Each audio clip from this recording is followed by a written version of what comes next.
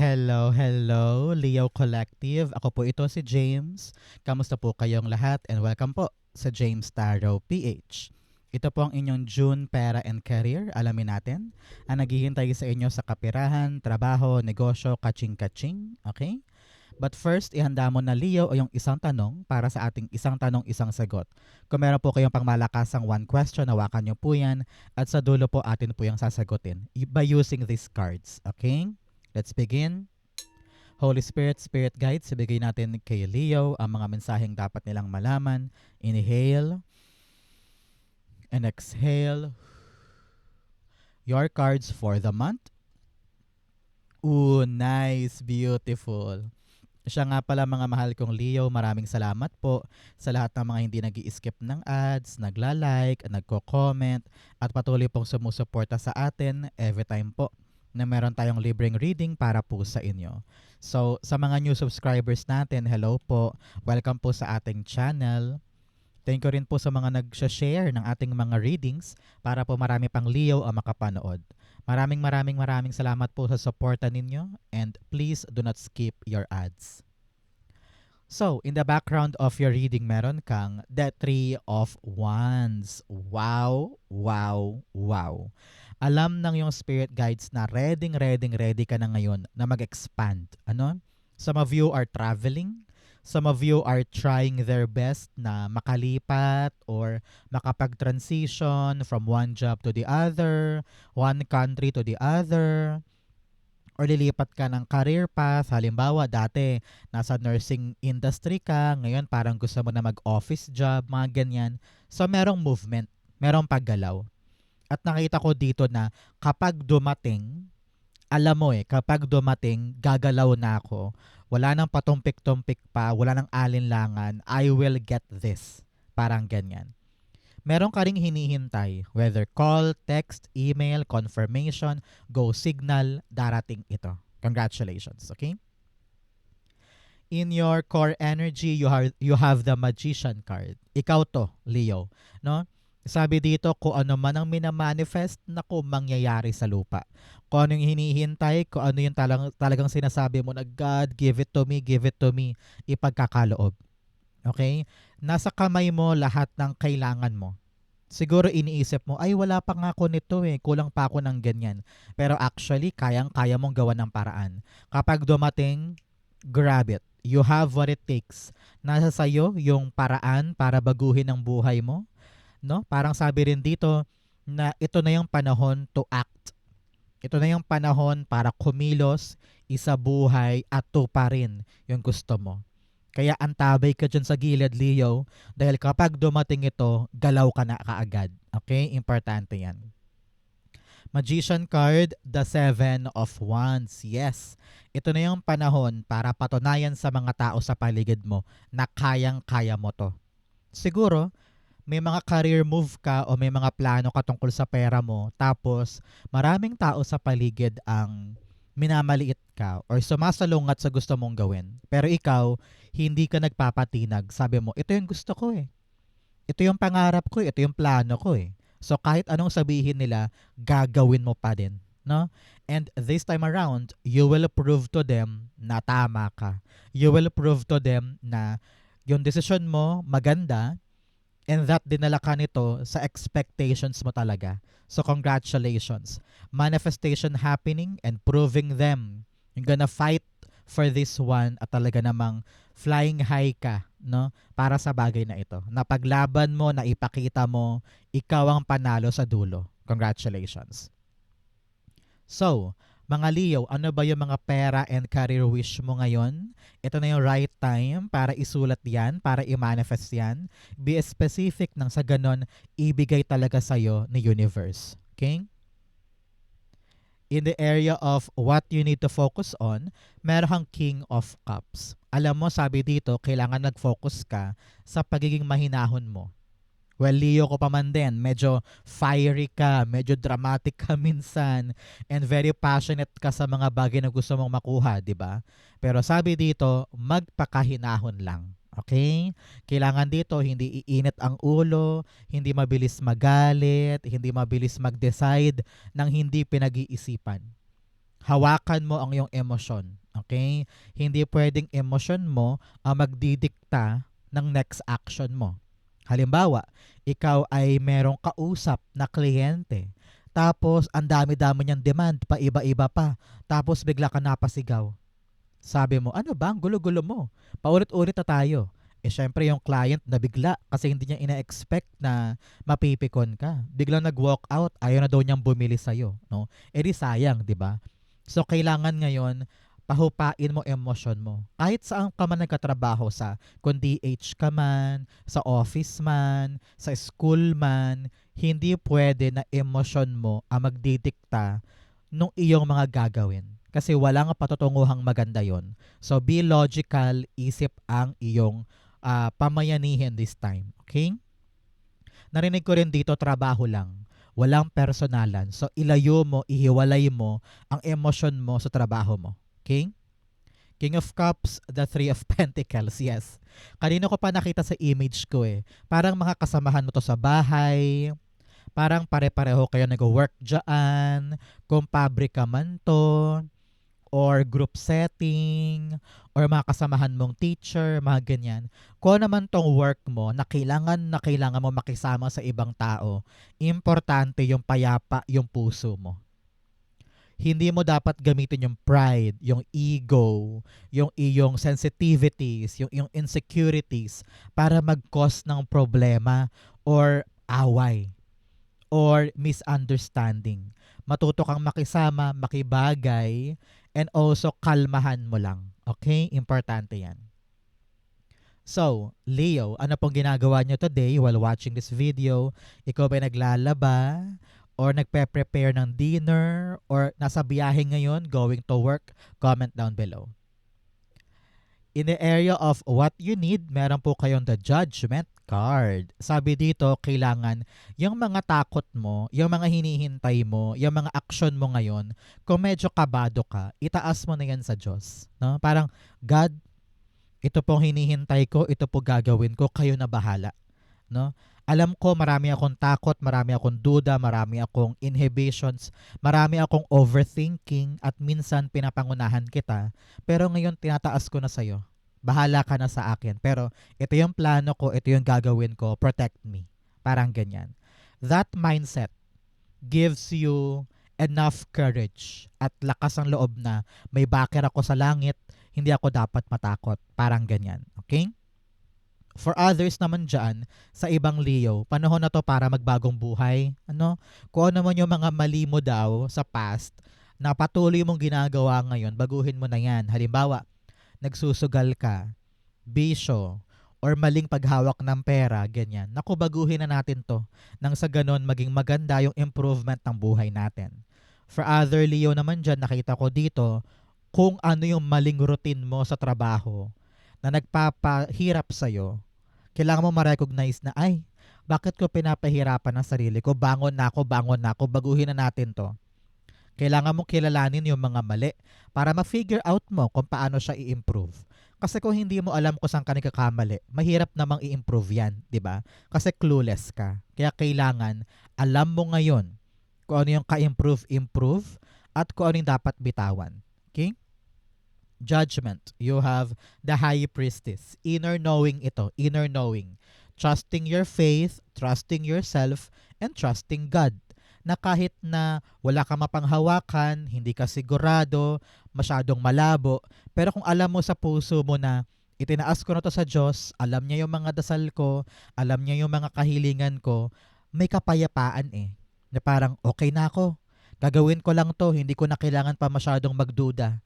Alam ko sa puso ko, kaya ko, ilalaban ko siya. Parang ganyan. Okay? In the area of what's affecting your current energy, meron kang the 10 of Pentacles. Wait lang ha, kanina meron kang 3 and 3. Nako, after watching this video, magtirik ka ng kandila dahil isang malaking indikasyon to na meron kang na mga namayapang kamag-anak sa kabilang buhay na hanggang ngayon ay pinoproteksyonan ka pa din. No?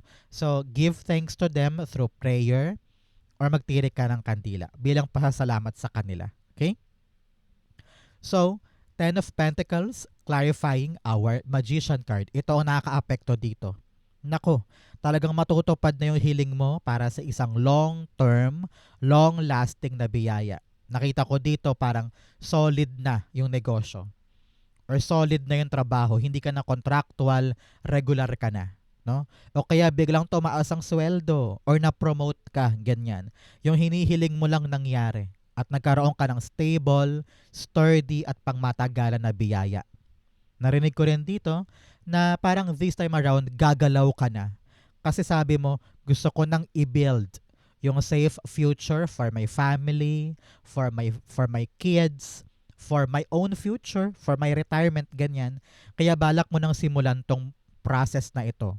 Kung ito man ay tungkol sa iyong retirement money, lump sum, or loan, kung ano naman tong pagsugod mo na ito at paggalaw mo na ito, it will lead you to a long term na iyong abundance. So congratulations. Manlibre ka naman, Leo, no? Siguradong sigurado ang future mo dito. Hindi ka na problemado, hindi ka na takot, hindi ka na mangangamba dahil matagal na matagal mong nanamnamin itong biyayang ito. Congratulations, okay?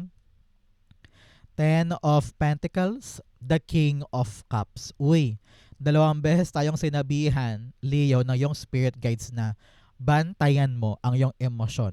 Hindi pwedeng um, mabilis kang mag-react or mabilis kang mag-decide nang nagalit ka lang or nagtampo ka lang or napekon ka lang.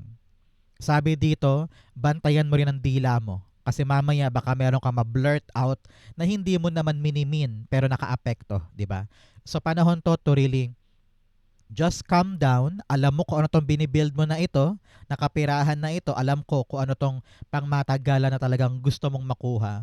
Kalma lang, trust the process, and prove to them na talagang akin to, magagawa ko to. Narinig ko na silent win ito. Ano ibig sabihin ng silent win? Hindi mo kailangang ipamuka, hindi mo kailangang i-broadcast, hindi mo kailangan silang i-update. Makikita na lang nila na parang, wow, may bahay na si Leo. Wow, may kotse na si Leo. Makikita na lang nila kung ano yung biyaya sa'yo. Pero tahimik ka lang, relax ka lang, and you are now proving to them silently na nagawa ko. Nagduda man sila, pero nagawa mo. Congratulations. Okay? In the area of your near future, meron kang the Four of Swords. Payapa ka na. Payapa ka na. Kasi matapos mong ma-prove yung gusto mong ipaglaban, matapos mong ma-manifest yung gusto mong manifestation sa buhay mo, you feel like, akin na to.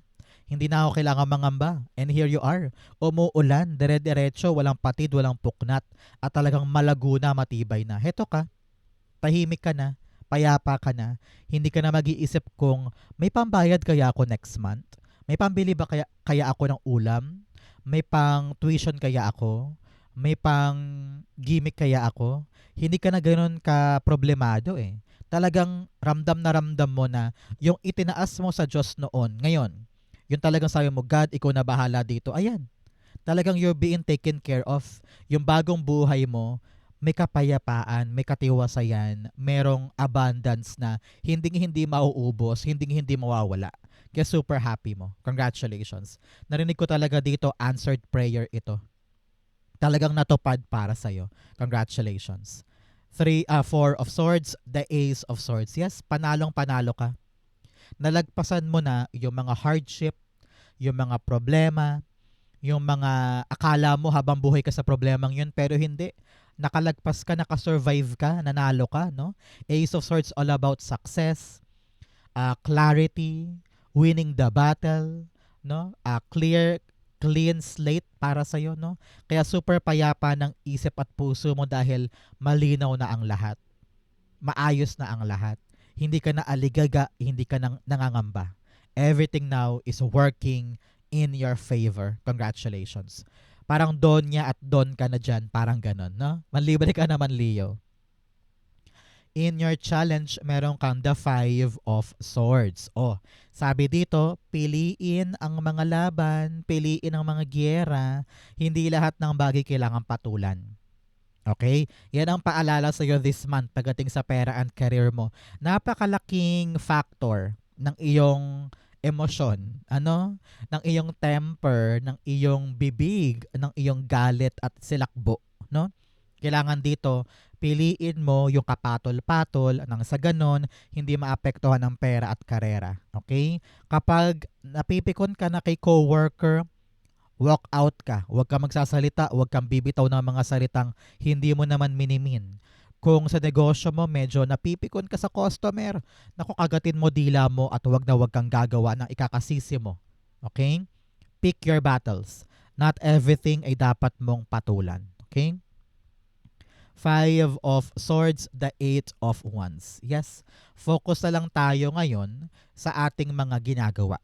Kung ano yung productive ka, kung ano yung alam mong kikita ka ng pera, kung ano yung dapat alagaan, doon na lang mag-focus. Layuan mo na yung mga drama, mga issue, mga conflict, nang sa ganun hindi mapatid o hindi magkaroon ng aberya sa mga inaasikaso mo. Okay? In your fortune, meron kang ascending the mountain, keep going forward. Wow, pataas ka na daw, ascending the mountains. Mountains po ay simbolismo ng mga pangarap mo, ng mga goals mo. Kaya sinasabihan ka dito, akyat, akyat sa mountain, abutin mo ang pangarap mo, huwag kang hihinto. Okay? In your fortune, meron kang the Eight of Pentacles. This is really a good news. Kung ano man po itong pinagtatrabahuhan mo, no? Kung ano man itong pinagsusumikapan mo, kitang-kita ko dito, you're gonna be rewarded for your effort. Lahat ng pagsusumikap, lahat ng mga tiyaga mo dyan, dedikasyon, sakripisyo, puyat, nako, papalitan yan ng magandang sagot at magandang reward. Okay? Nasa fortune area ito. Kung ikaw ay talagang nagsusumikap ngayon para sa isang project o talagang matagal mong ginagawa, nako, matatapos mo na yan at babayaran ka ng malaki. Kung meron kang inaasikaso mga papeles or meron kang ina-applyan, nako, it will be good para sa'yo. Kuhang-kuha mo yan, iyo yan. So now, Leo, maging payapa ka sa puso mo na kung ano man tong pinagsusumikapan ko, meron naghihintay sa akin na good news. Congratulations. At madidisplay mo na yung mga pinaghirapan mo and people will applaud you dahil ang husay-husay mo, ang sipag-sipag mo, and very, very dedicated ka. Narinig ko rin dito baka promotion, pagtaas ng sweldo, or pagkakaroon ng maraming kliyente. Congratulations. Okay? Eight of Pentacles, the Two of Pentacles. Wow. Balanced life. Kung dati, parang ang dami mong kailangang patunayan. Kung dati parang ang dami mong kailangang ipaglaban.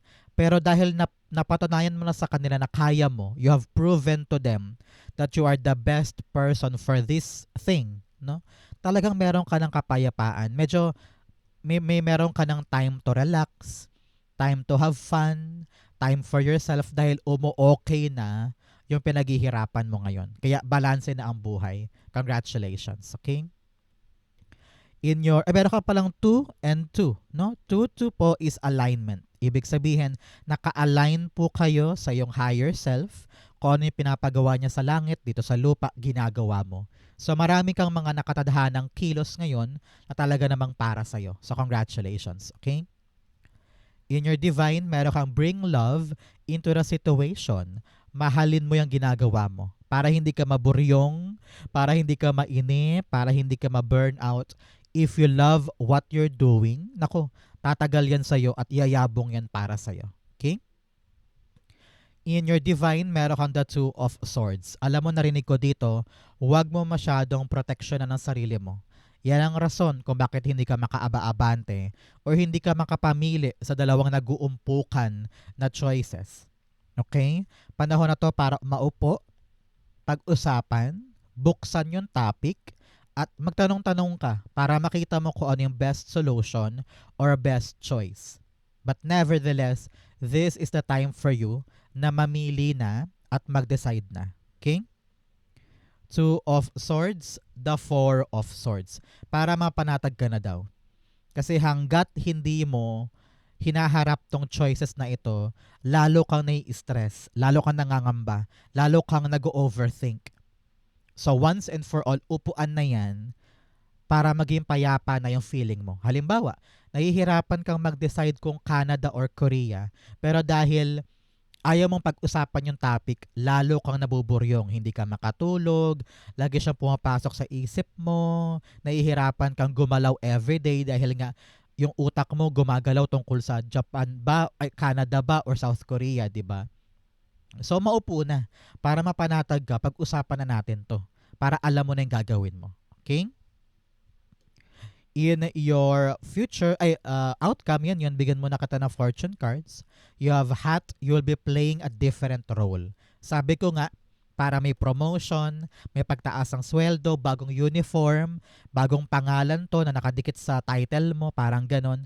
So congratulations, may darating na bagong pagbabago pagdating sa karera mo at trabaho mo. Pataas to, malaki to. Congrats. You also have Vase, Secret Admirer.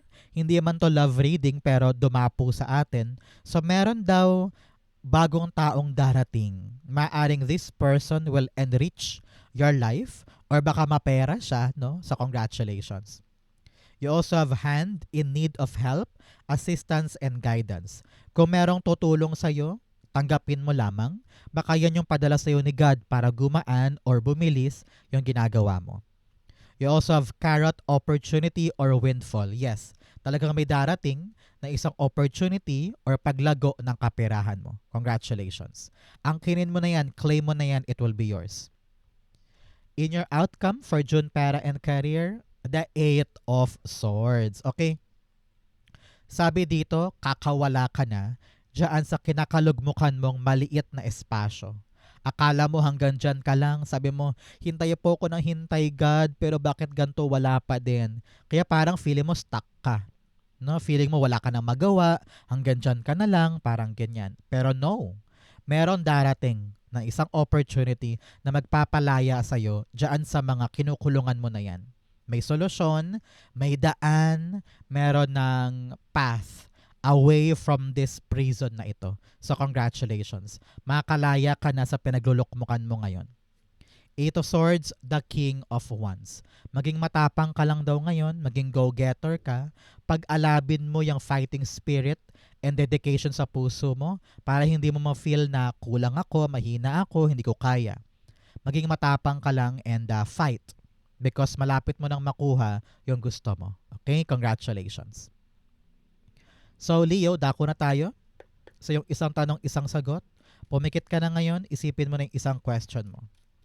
Inhale and exhale. The answer to your question, you have Lover's card, the Ace of Pentacles, and the Page of Wands. Beautiful. At the bottom, you have the 8 of Cups. Ooh, ramdam ko dito na balak mo nang umalis mula sa isang bagay o isang tao, depende sa question mo, na alam mong hindi na para sa'yo. You are making a move now. And your spirit guides are telling you, your choice matters this time. Kailangan mo na mag-decide, kailangan mo na mamili or kumilos patungkol sa question mo. Okay? And choosing the new thing. Ramdam ko talaga dito na meron kang yayakapin na bagong bagay kasi nakita mo napaka-promising ng opportunity. Ayaw mong sayangin, ayaw mong palagpasin, talagang para sa'yo to. Kaya saluhin mo. No? At huwag mong katakutan. Lahat talaga ng simula mahirap. Lahat talaga ng starting over again ay talagang kailangan ng adjustment. Pero, kung talagang nais to ng puso mo, alam mo na dapat ko tong panindigan, dapat ko tong kapitan, dapat ko tong piliin, why not, diba? Alam kong kakayanin mo siya. Kasi nga, hindi ka naman aalis sa past kung kontento ka naman doon, diba? Pero tong move na ito, alam ko na ito yung magpapaabante sa'yo, magpapaunlad sa'yo, kaya take on the challenge. Try mo lang, pag-aralan mo, buhisiin mo, and be excited and be joyous sa pagpasok dito. Dahil malaking bagay ito. Ngayon pa lang, tinatanim mo na yung pundasyon para sa isang bagay na lalago in the future. This is the start of a new opportunity na dapat mong ibigay ang commitment mo. So, make a bold choice. Be brave. Maganda to. Okay? If you're waiting for the answer yes or no, the answer is yes. Napakaganda para sa'yo. Okay? So, Leo, congratulations. Good luck sa gagawin mong ito. No? Ito na yung simula ng new chapter mo. Kung nakaresonate po kayo sa inyong isang tanong, isang sagot, ganoon din po sa inyong June Pera and Career, comment down below, babasahin ko po yan. Thank you, Holy Spirit, Spirit Guides, for the clarity and messages na dapat malaman ng mga Leo this time. Thank you po for watching hanggang dulo. I love you. This has been James for James Tarot PH. God bless everybody.